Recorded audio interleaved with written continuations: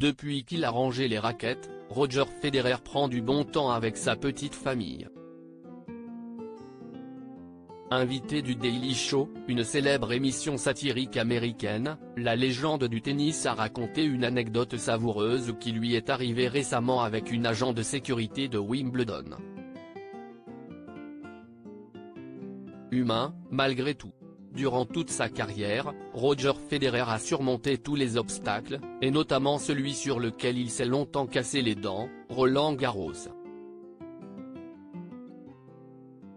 Une terre ocre qu'a privatisé le plus grand de tous ses rivaux, Rafael Nadal, ces 15 dernières années. Le Suisse a profité d'une des rares méformes passagères de l'ogre des Baléares pour s'imposer à Auteuil en 2009.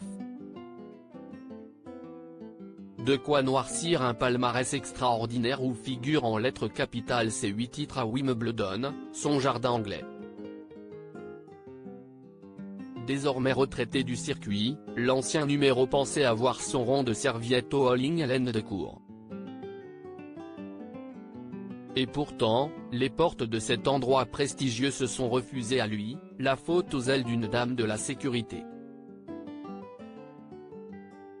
Sauvé par un membre de la sécurité invité du Daily Show mercredi, Roger Federer a fait part de cette mésaventure, survenue il y a 2 semaines, alors qu'il souhaitait y prendre le thé après avoir consulté un médecin pour son genou douloureux. Mais le heureux papa de 4 enfants a failli ne jamais boire son infusion. On y va, mais je n'avais jamais été à Wimbledon quand le tournoi n'était pas en cours, a-t-il raconté. Je conduis jusqu'à l'entrée des invités. Je sors de la voiture et je dis à mon coach Séverin Luthi que je vais parler à la dame de la sécurité pour voir comment on entre. J'y vais et je commence, bonjour, je me demandais comment je pouvais entrer à Wimbledon, où se trouve la porte ?